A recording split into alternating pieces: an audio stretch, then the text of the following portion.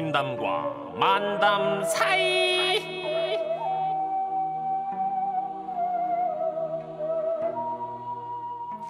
92번째 이야기입니다. 아프리카의 민담 노칸다 가자나를 소개해드립니다. 이 민담을 듣고 느낀 교훈이 뭔지, 민담 속의 인물이나 동물, 소재가 무엇을 상징하는지 여러분의 생각을 자유롭게 보내주세요. 샵 8001번입니다. 짧은 글 50원, 긴 글 100원, 스마트 라디오 미니 무료입니다. 소개되시면 모바일 커피 교환권 드립니다.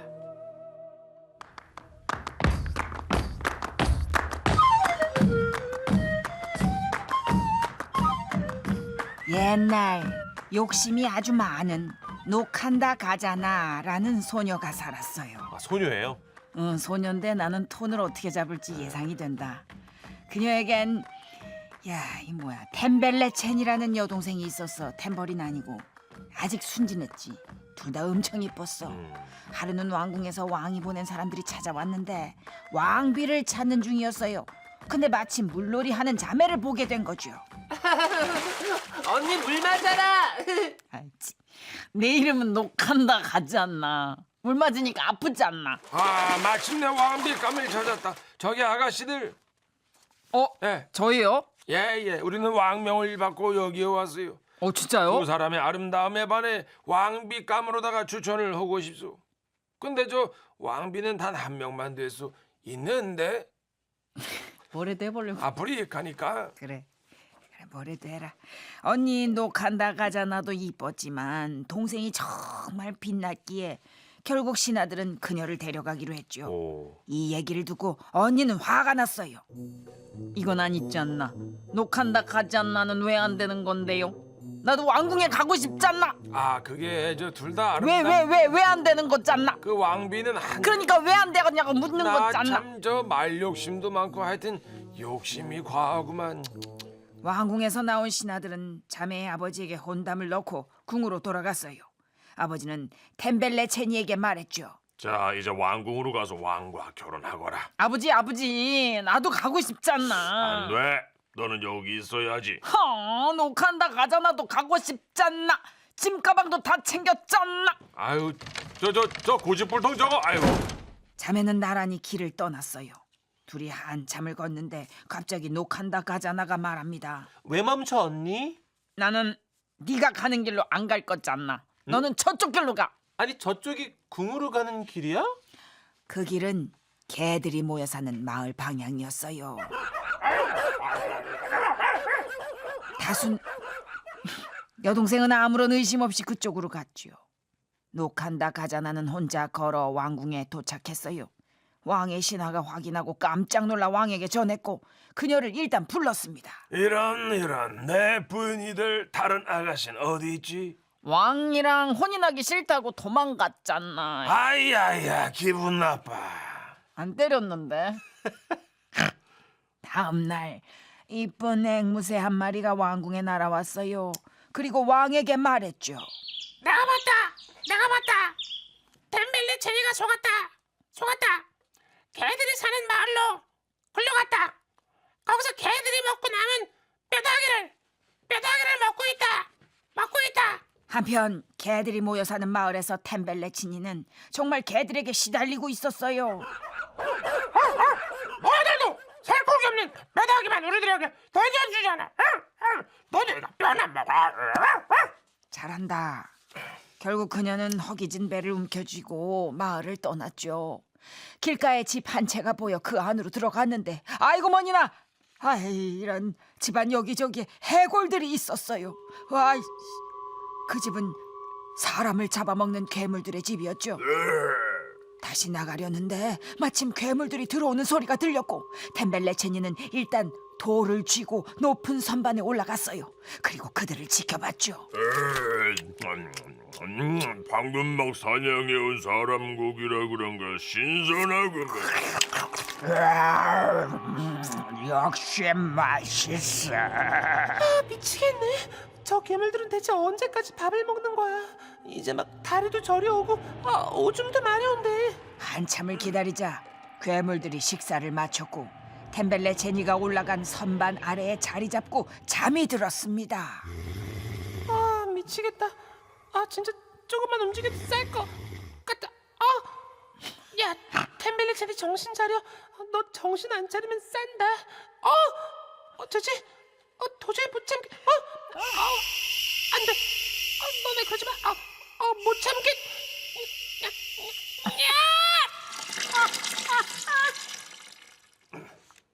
결국 선반에서 오줌을 누고 말았어요. 어떻게 견뎌? 그랬더니 아래에 있던 괴물들이 소리칩니다. 뭐야 비온다. 나가서 살펴보자. 그들이 몸을 일으키는 순간 템벨레 제니가 가지고 간 돌멩이를 집어 던졌어요. 오줌 때문에 잡혀먹는 줄 알았네. 괴물들은 모두 쓰러졌고 템벨레 제니는 선반에서 내려와 다시 길을 떠났죠. 그리고 왕궁에 도착을 했습니다. 거기서 언니인 노칸다 가자나를 만났어요. 그녀는 동생에게 왕이 더 이상 널 안 찾는다고 거짓말을 했고 동생의 얼굴에 진흙을 발라주고 함께 살자고 합니다. 이 아이는 떠돌이잖아. 못생겼어. 내가 거뒀잖아.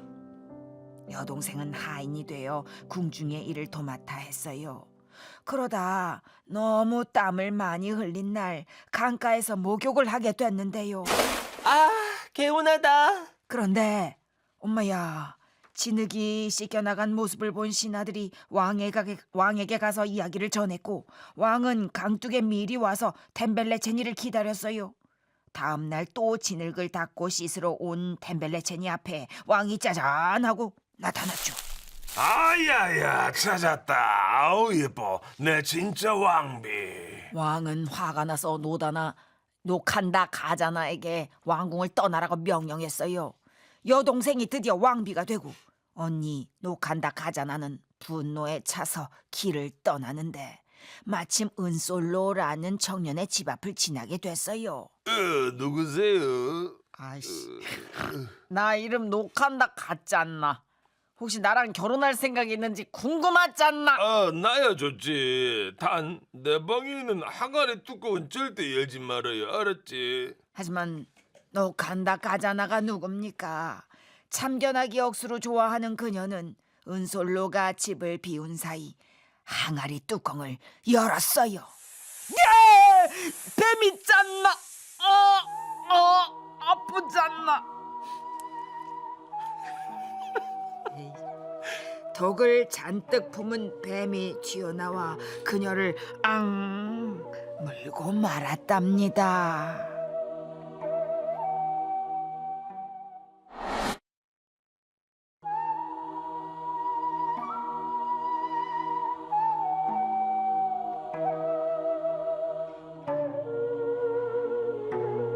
민담과 만담 사이.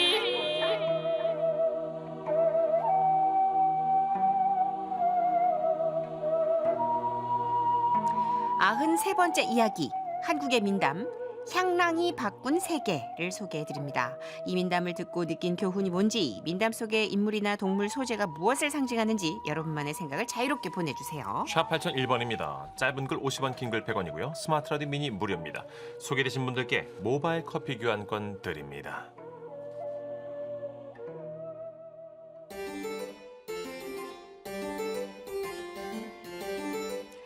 천년도 훨씬 더 먼 옛날, 고구려 백제 신라로 갈라져 있던 시절의 이야기입니다.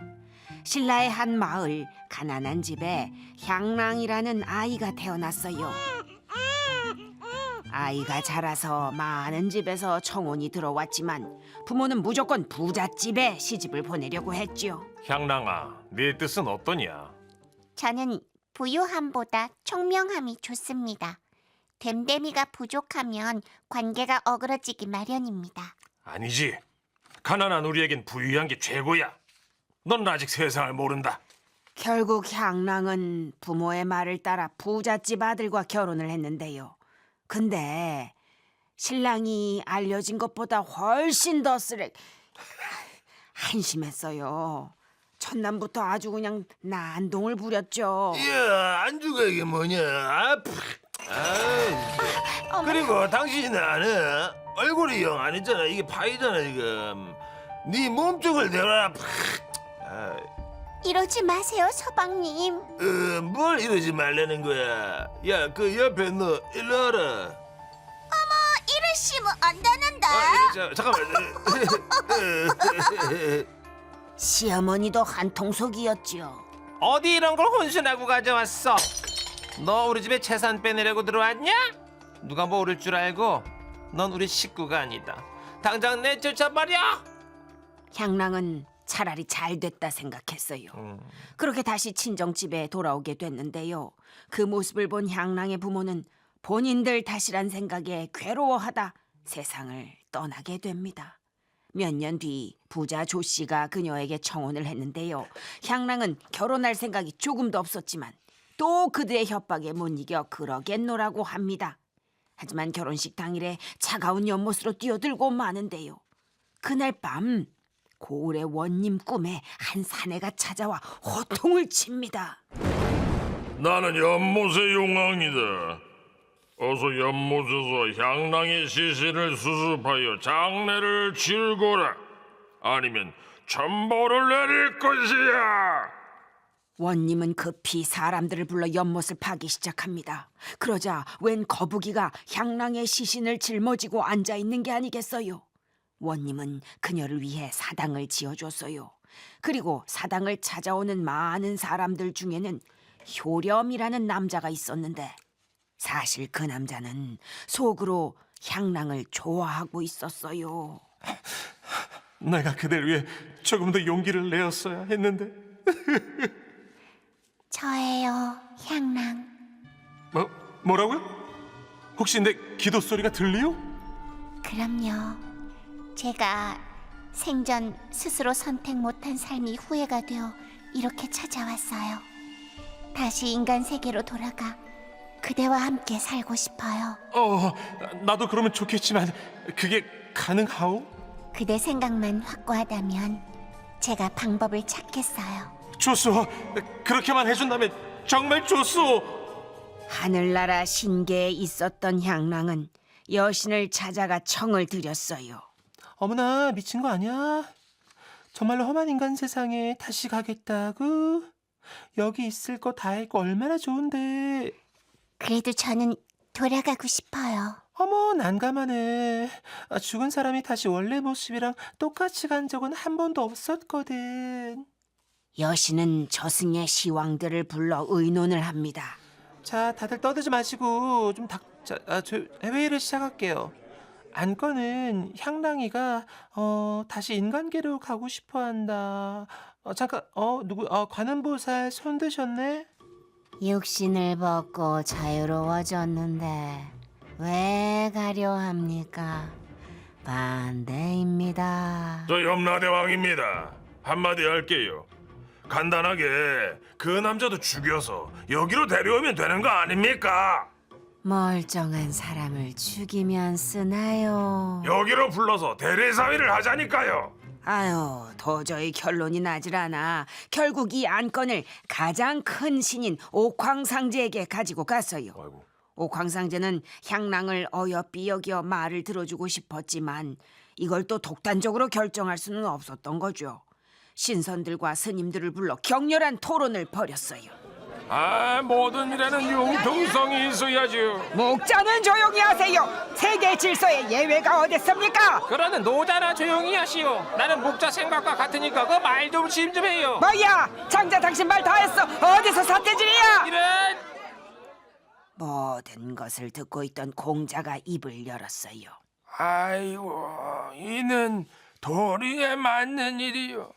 인간의 몸을 가진다고 전혀 음탕한 일로 볼 수는 없지요. 결국 향랑은 인간으로 다시 태어나게 됩니다. 한 마을에 심여모라는 여인의 배를 빌려서요. 향랑은 태어나자마자 어미에게 인사를 했어요. 갓 태어난 아기가 말을 해서 놀라셨죠? 어머나 고생하셨어요. 어머니, 저는 향랑이에요. 저기가 효dom이 집 맞나요? 향랑의 환생이었어요. 향랑과 효렴은 결혼식을 올리기로 했는데 이 소식이 온 나라에 퍼지고 신라의 최고 대장군 김유신에게까지 들렸습니다. 전하, 향랑과 효렴의 기이한 이야기를 들었습니다. 아무래도 이 일은 제가 맡아야 할 것 같습니다. 혼례청을 짓게 해주시지요. 혼례날이 다가오자 천상계도 분주해집니다. 선녀 무리들 말고도 맹강녀, 우미인, 측천무후까지 수많은 여인들이 화려하게 꾸미고 모였지요. 하지만 혼례는 뜻밖의 방해자를 만나게 됩니다. 마귀의 세력에서 지들만 빼놓고 잔치를 벌인 것에 화가 잔뜩 난 거죠. 이런 전개놈들. 내가 12만 2,400년을 살면서 이런 말도 안 되는 혼례는 처음이야. 전쟁해야겠어. 아이야이야, 여봐라, 공격해라. 마계의 군사들이 김유신을 공격하기 시작했고 김유신은 강력한 방어전을 펼쳐 효렴을 보호했습니다. 나를 따르라. 야, 인간계에서 김유신의 위세는 날로 높아졌고 마계와 천계의 전쟁도 거의 끝이 났죠. 전쟁이 마무리되나 싶었는데 어지러운 틈을 이용해 백제와 고구려가 신라를 노리고 움직였어요. 검은고의 명인 백결 선생을 불러서 달밤에 백제 진영을 향해 구슬픈 음악을 연주하라. 연주를 들은 백제 군사들은 눈물을 주룩주룩 흘리며 기세가 꺾였고 고구려는 힘이 빠진 백제를 보고 자기들은 함정에 빠지지 않겠노라며 물려났습니다. 향랑이 결국 이뤄낸 게 뭘까요? 바로 삼국통일입니다. 진짜야. 이 향랑 이야기는 조선시대에 한창 유행했던 소설이었답니다.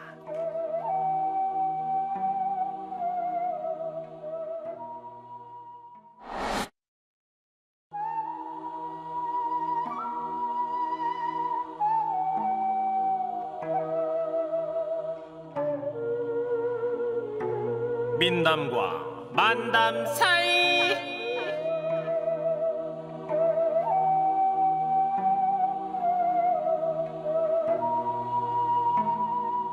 아흔네 번째 이야기, 핀란드의 민담, 영혼을 판 대장장이를 소개해드립니다. 이 민담을 듣고 느낀 교훈이 뭔지, 민담 속의 인물이나 동물, 소재가 무엇을 상징하는지 여러분만의 생각을 자유롭게 보내주세요. 샵 8001번입니다. 짧은 글 50원, 긴 글 100원, 스마트 라디오 미니는 무료입니다. 소개되신 분들께는요, 모바일 커피 교환권 드립니다.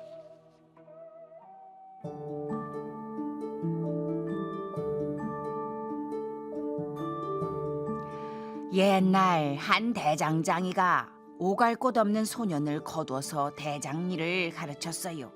그런데 몇 년을 가르쳐도 지대로 할 줄 아는 게 없는 거예요. 대장장이는 화가 났어요. 임마, 인생이 그리 호락호락한 줄 알아? 답답한 놈. 썩 나가서 네 갈 길 찾아라 이놈아. 소년은 앞길이 막막했습니다. 보따리를 둘러매고 깊고 어두운 산속을 하염없이 걸어갔죠.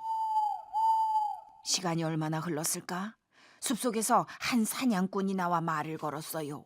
그는 사냥꾼의 모습을 한 악마였지요. 슬퍼 보이는구나. 몇 년 동안 대장일을 배웠는데 한 가지 기술도 못 익히고 쫓겨났어요. 너무 막막해요. 걱정할 것 없다.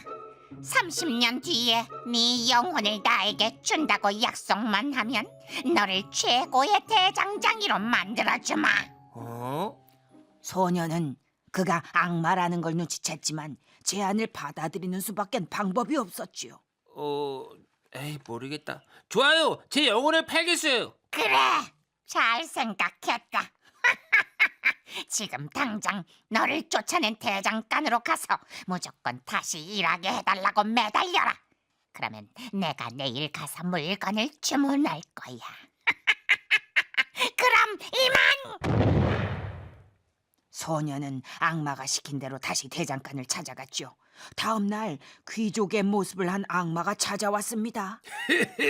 어서 오십시오. 뭘 찾으십니까? 주인 양반, 예. 물과 불이 동시에 나오는 총을 만들어 줄 수 있어요? 아유, 그런 것은 듣도 보도 못했는데요. 난 그게 꼭 필요하거든요. 제가 해보겠습니다. 제가 만들 수 있을 것 같아요. 대장간에 혼자 남은 소녀는 빗장을 걸어 잠근 채 쇠 망치를 두드려 까며 만들었습니다. 잠시 후 소녀는 대장간 문을 열고 나와 총 한 자루를 내밀었지요. 주문하신 총 여기 있습니다. 어디 한번 쏴 볼까요? 아니 이게 무슨 이 말이 안 되는데. 이야, 야 녀석아, 너 악마와 거래를 한 게 틀림없구나. 너 같은 놈 필요 없다. 썩 나가거라.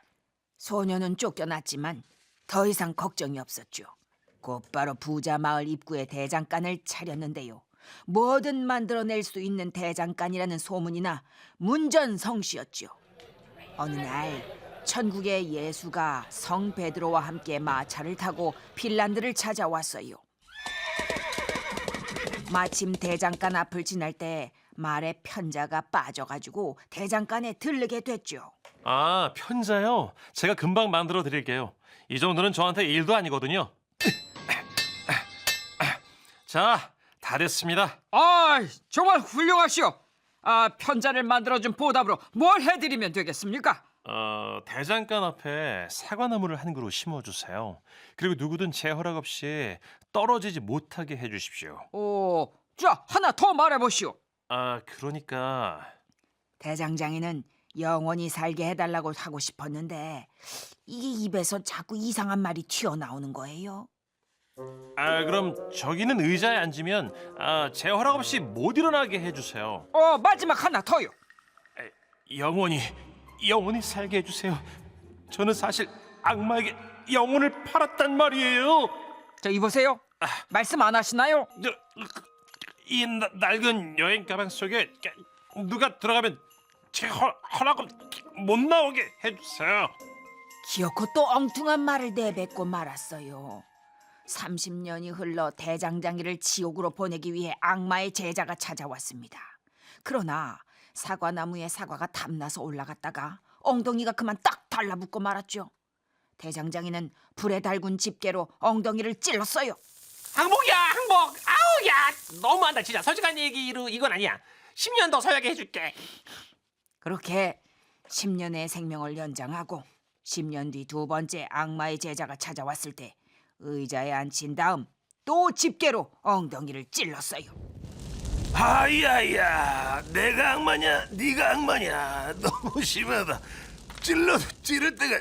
야, 더럽고 진짜 10년 더 살아라. 아야야. 대본대로 안 하네. 응? 대본대로 안 해. 2분 한 번씩 웃겨야 된다고 누나. 강박이 예. 너를 성장시킨다. 다시 10년이 지났어요. 이번엔 악마가 직접 찾아갔죠. 대장장이는 가방을 들고 악마의 뒤를 따라 지옥의 불가마를 향해 걸어갔습니다. 근데 악마님은 뭐든 다 하시죠? 저는 늑대가 어찌 생긴지 모릅니다. 혹시 그걸로도 변신할 수 있으세요? 아이, 그건 식은 죽 먹기지. 우와, 진짜 차원이 다르시네요. 그럼 혹시 오랑우탄도 됩니까? 야, 이씨, 야. 인간 맞아? 멋있으시다. 야, 브론즈버스 아무나 받는 게 아니네요. 그만해, 이 그럼- 자식아. 잠깐만요. 뭐랄까 그 쥐나 뭐 이렇게 좀 작은 거는 어렵죠? 쥐 같은 거. 야, 이씨, 내가 지금 연차가 돼요? 야, 당연하지. 해보세요. 잡았다, 악마 요놈. 이런. 야, 조용히. 쥐로 변한 악마, 이거 작가들이 더 넣은 거 아니야? 그 원래 핀란드 얘기. 쥐로 변한 악마를 가방에 넣고 잠가버렸어요. 그 뒤로 대장장이는 아주 오랫동안 살 수 있었는데요. 세월이 흘러 늙을 대로 늙자 즐거움은커녕 사는 것조차 귀찮을 지경이 되었죠. 대장장이는 스스로 저승을 찾아 길을 떠났어요. 얼마쯤 가다 보니 두 갈래 길이 나왔는데 표지판에 이렇게 써 있었어요. 지옥 불가마 가는 길. 이쪽은 천국 궁전 가는 길. 대장장이는 표지판 앞에서 한참을 생각했지요. 그래, 너무 오래 살았지. 지옥이야말로 내가 가야 할 곳이야. 대장장이는 지옥 불가마 앞에서 문을 두드립니다. 그러나 지옥에 있는 악마들은 대장장이에게 당한 전적이 있어 그를 쫓아버렸어요. 하는 수 없이 천국 쪽으로 발길을 돌렸는데요. 당신은 죄를 지어 천국에 들어올 수 없습니다. 아예 저기도 안 되고 여기도 안 되고 그렇다면 나는 어디로 가야 합니까? 이미 늦었습니다. 그러면 잠깐이라도 이렇게 한번 그 천국을 이렇게 좀 볼 수 있게만 좀 해주세요. 부탁입니다. 문이 잠깐 열리자 대장장이는 쓰고 있던 털가죽 모자를 던져 천국 광장을 향해 힘껏 던졌어요. 에이씨! 광장 한복판에 모자가 떨어졌죠. 천국에는 죄 많은 인간이 쓰던 모자를 주우려 하는 사람이 없었어요. 들어와서 직접 모자를 가져가시죠. 아, 그럴게요. 대장장이는 천국으로 들어가 모자 위에 앉더니 그 길로 한 발짝도 움직이지 않았어요.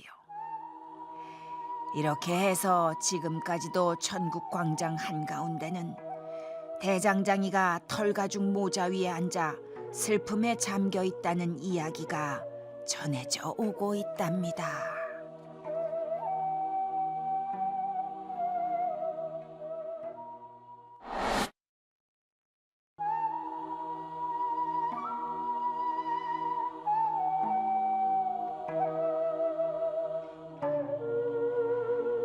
민담과 만담 사이.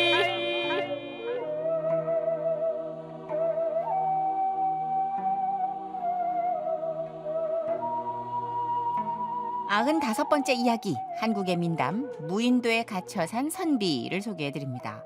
이 민담을 듣고 느낀 교훈이 뭔지, 민담 속의 인물이나 동물, 소재가 무엇을 상징하는지 여러분만의 생각을 자유롭게 보내주세요. 샵 8001번으로 보내주십시오. 짧은 글 50원, 긴 글 100원, 스마트 라디오 미니는 무료입니다. 소개되시면 모바일 커피 교환권 드립니다.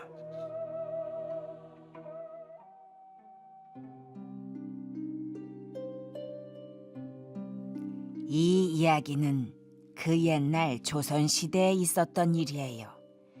유복한 집에 한 선비가 살았는데 갑자기 아버지를 여의면서 가난해졌어요. 그는 절망하지 않고 글 공부를 열심히 해서 마침내 과거에 급제하게 됩니다. 그러던 어느 날 평소 알고 지내던 승려가 있어 한 사찰에 들렀답니다. 잘 지내고 계셨습니까, 스님? 저야 늘 같지요. 표정을 보니 좋은 일이 있으셨나 봅니다. 예. 제가 드디어 과거에 이상한 소리가 나는데 예. 과거에 급제하여 그 소식을 저기 스님, 그 수풀에서 이상한 소리가 나지 않습니까? 두 사람은 대화를 멈추고 숲을 속을 들여다 봤어요. 그런데 그 속에서 온몸이 털로 뒤덮인 사람이 슉 튀어나온 거예요. 아, 깜짝이야. 누구시오? 다가오지 마시오. 온몸이 털로 덮인 모인이 두 사람 앞으로 다가오더니 숨을 헐떡이며 그대로 쓰러져 버렸습니다. 아유, 이게 무슨 일이라? 이분을 일단 업고 방으로 옮겨야겠습니다. 방에 옮기고 그의 몸을 살펴보니 아이고 여기저기 살이 찢겨 상처가 많았어요. 모인은 마침내 정신이 들었는지 아이고 숨을 슉 내뱉으며 일어났고 눈물을 흘렸습니다. 정신이 드십니까? 말을 할 수 있겠소? 나는 본래 조선의 관리였어. 그는 원래 조선의 이름난 관리였는데 어느 날 갑자기 중국 사신단으로 가게 됐어요. 중국으로 가는 배를 탔는데 바다 한가운데서 큰 풍랑을 만나게 된 거죠. 사람들은 두려움에 떨며 신에게 빌었습니다. 그런데 이렇게 빌기만 한다고 바다의 노여움을 풀 순 없습니다. 아이 그럼 어떻게 해야 어려움에서 벗어날 수 있겠소? 한 사람을 제물로 바쳐야죠. 뭐라고요? 아이, 우리는 이럴 때 말입니다. 나무 조각에 각자 이름을 써가지고 물에 띄우고 가라앉는 사람을 섬에 두고 떠납니다. 아이 그러면 한 사람을 버리자는 말이오? 관리들과 사신단은 몹시 놀랐어요. 하지만 달리 방법이 없었고 결국 나무 조각을 바다에 떨어뜨렸죠. 그런데 딱 하나가 물에 가라앉았는데 그 관리의 이름이었어요. 아니 이게 우연의 일치야. 이보기들 이건 너무 터무니없는 방법이지 않소. 나무 조각으로 나를 버리다니. 이러지 마시오. 아이고 살려주시오. 이보기들. 다 같이 죽을 순 없잖소. 떠나지 마세요. 그는 망망대해에 떠 있다가 파도에 떠밀려 무인도로 가게 됐어요. 섬에 앉아 배가 떠나는 걸 허탈하게 바라보다가 체념을 하고 먹을 것을 찾기 시작했죠. 뭔 놈의 섬에 짐승이라고는 한 마리도 없구만. 이 풀이라도 먹어야겠어. 어이, 맛이 달고 과일 같은데. 그렇게 며칠간 기이한 풀을 먹은 관리의 몸에 굵은 털이 자라기 시작합니다. 독초라 여겨졌지만 섬에는 먹을 것이 없어서 계속 먹을 수밖에 없었죠. 생선을 잡아보려고도 했지만 번번이 실패했고 그럴 때마다 자꾸만 그 독초가 생각나는 거예요. 아유, 어쩔 수 없어. 이번 딱 한 번만 더 먹는 거야. 그러던 중 하루는 바닷가 바위 틈에서 반짝이는 무언가를 발견했어요. 어? 이 반짝이는 구슬은 뭐지? 보석인가? 이거 대답하면 큰 재물을 얻을 수 있겠어. 내가 아무리 짐승의 모습을 냈어도 날 함부로 대하지 못할 것이야. 그는 독초를 먹어 배를 채워가며 구슬 따기에 몰두했습니다. 그렇게 18년이 지나도록 섬 근처로 어떤 배도 지나가지 않았어요.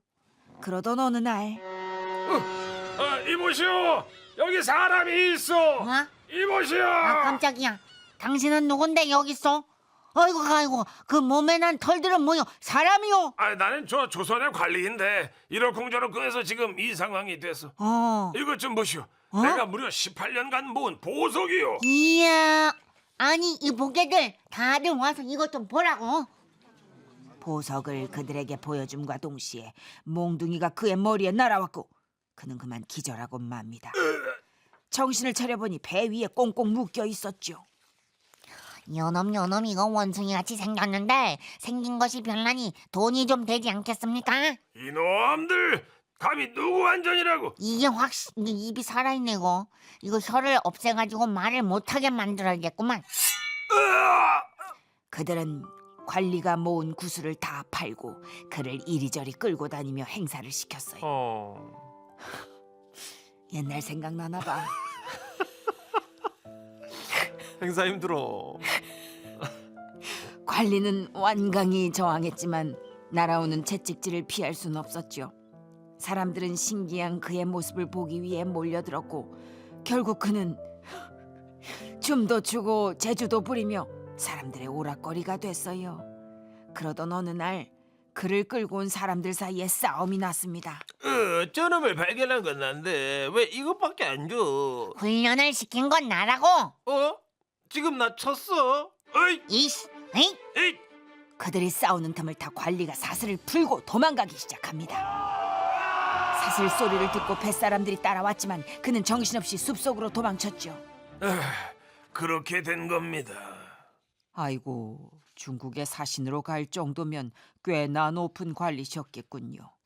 함자를 여기에 종이 여기에다가 써주시겠습니까? 제 이름은 모인이 붓을 들고 쓴 이름을 보더니 선비가 깜짝 놀라 뒤로 자빠지고 말았어요. 저분은 제 아버지입니다.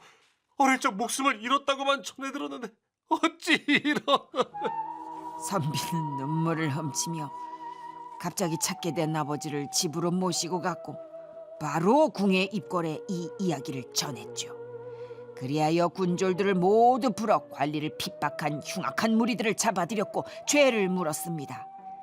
도적을 처단해 마음의 한은 풀었지만 오랜 세월 망가져버린 사신의 몸과 마음은 돌이킬 수 없었어요. 그의 집안 사람들은 죽은 줄 알았던 그가 살아 돌아왔지만 마치 살아있던 사람이 죽은 것처럼 슬퍼했답니다.